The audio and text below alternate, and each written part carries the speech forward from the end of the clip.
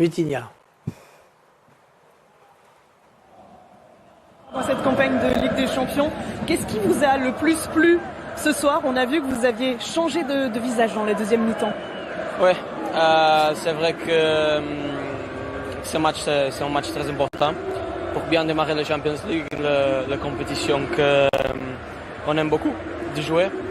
Et c'est ça, c'est une grande victoire du PSG et une très bonne commence de la compétition. Vous avez fait un gros travail sur le deuxième but signé par Hakimi. Racontez-nous cette magnifique inspiration. Ah non, c'est le jeu, ça a sorti, c'est bon. Moi et Hakimi et toute l'équipe, on a fait bien, on a fait de bien. Et ça, c'est important. On sent qu'il y a un état d'esprit très uni cette saison. Vous avez aussi communié avec les supporters. Est-ce que ça change par rapport aux autres saisons? Oui, ça, je pense que c'est décisif. Même quand on ne gagne pas, même quand on passe de mauvais moments, on sait que les supporters sont avec nous et nous sommes avec eux aussi. Et je pense que ça va être décisif cette saison parce que c'est comme ça qu'on va loin. Vous êtes l'homme du match ce soir. Une victoire, ça permet aussi de voir la suite plus sereinement dans cette Ligue des Champions. Pardon? Ça permet de voir la suite plus sereinement, une victoire dans cette Ligue des Champions. Ah oui, c'est comme on dit déjà. C'est important de démarrer comme ça. Et je suis très, très content. Merci beaucoup. Vitinha, avec effectivement le trophée de joueur du match. C'est pas tous les jours qu'il a ça. Il était bon, il a été très bon ce soir. On va justement retrouver Luis Enrique au micro de Charlotte Gabas. Réaction du coach espagnol après la victoire du PSG 2-0 ce soir. Te hemos visto con un gran sonrisa al fin del partido. ¿Qué fue lo que más te gustó? Qu'est-ce qui vous a le plus plu aujourd'hui? On vous a vu avec un large sourire à la fin de ce match. Ce qui m'a le plus plu, je dirais quasiment tout le match, la régularité dans ce match, notre idée claire d'être à fond dès la première minute du match, et je crois qu'on a été meilleur que l'adversaire. Los jugadores están más cerca de lo que quieres ver en este campo. Est-ce que vous pensez que les joueurs sont de plus en plus près de ce que vous voulez voir sur ce terrain? Aujourd'hui, je crois que le plus important, c'était l'union entre les supporters et nous. Ils ont aimé voir ce qu'on a fait. On a essayé de jouer en attaquant tout le temps, en se créant des occasions. On a gagné le match grâce à la possession. Et je crois que tout le monde a aimé. Et pour nous, c'est très important. Luis Enrique avec Charlotte Gabas, victoire donc de Paris 2-0. On va vous remontrer le moment où le match a basculé. Alors sur un pénalty que d'aucuns trouveront généreux, dans tout début de seconde période. Sur un tacle, il y a toujours un bras qui va au sol et la frappe complètement manquée vient heurter son bras. Maintenant, c'est dans les lois du jeu, elle est décollée, c'est sifflé. Oui, on est encore dans la même polémique. Hein. Une main dans la surface, un pénalty sifflé.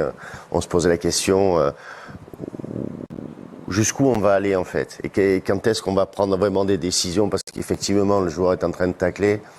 En taclant, penser à mettre la main dans son dos. Je pense que le football, c'est instinctif. Donc, à un moment donné, on ne peut pas avoir des gestes qui sont contre nature. Donc là, la main, effectivement, bon, il y a main sur le règlement. Après, il tacle vraiment avec les deux mains dans l'absolu, décollées. Voilà. En fait, il maîtrise pas totalement son geste non plus, sachant que c'était en première période, il me semble. Il y a un penalty qui n'a pas été sifflé déjà sur Zoule pour une main qui était un peu plus naturelle que celle-là. Disons un geste qui était plus naturel que celui-là. La main qui... Moi aussi, je trouvais ça un peu sévère parce que quand on tombe pas sur son tronc, on est d'accord. On n'a pas envie de tomber sur... On se fait très mal. Ou ça fait très mal. Non, par contre, c'est vrai que je trouve qu'il détend le bras un peu tôt. Donc, il y a un petit mouvement sur la fin. C'est pas ultra naturel, mais oui, ça fait partie des nouveaux pénaltys. En tout cas, ça a été sifflé et transformé. On va voir la transformation par Mbappé. Il fallait vraiment bien le tirer. Le gardien part dans le bon timing du bon côté, mais ça va trop vite. Ces petits filets, c'est merveilleusement bien tiré. Enfin, il est très bien tiré. Il y a la puissance, il y a le placement. Là, le gardien, même en étant parti du bon côté, il est trop court parce que le petit filet, il est parfaitement tiré. Disons qu'il valait mieux qu'il le tire bien parce que le gardien s'était bien détendu. En fait, il avait choisi le bon côté, donc heureusement qu'il a mis le... Mais sur l'action qui amène le pénalty, ce qui est intéressant, c'est qu'on a parlé de Dembélé. Je pense que dans cette action bien précise qui amène le pénalty, on sent que potentiellement c'est un garçon qui peut apporter vraiment on parlait de vitesse, c'est quelque chose de remarquable. Et c'est des actions qui devraient répéter beaucoup plus souvent dans un match pour amener le danger dans la surface. Le second but était Paris Saint-Germain est plutôt une équipe de contre. Et puis on parlait d'apporter le danger. L'apporter le danger au niveau des milieux de terrain, Vitinha est capable de faire ce genre de choses, mais beaucoup plus souvent dans le match. Là, on en a un aperçu.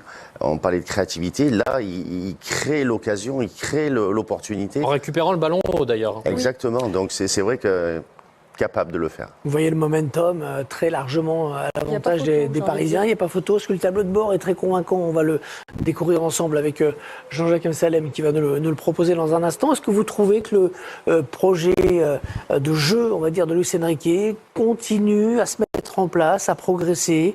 On a 17 tirs contre 14. Voilà. Est-ce que ça progresse ou pas? C'est la question du soir.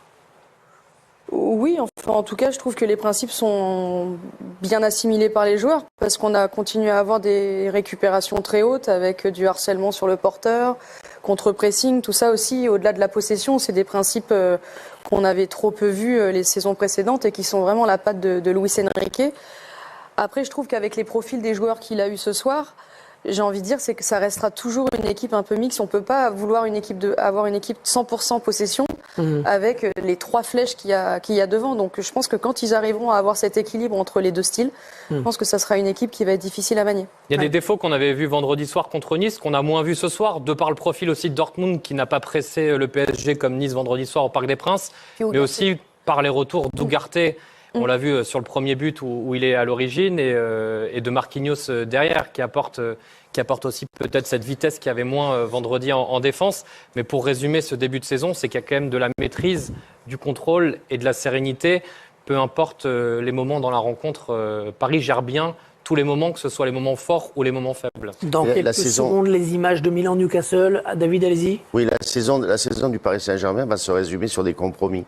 En fait, des compromis tactiques, des facultés à comprendre ce que Luis Enrique veut sur ses schémas, sur les différents matchs.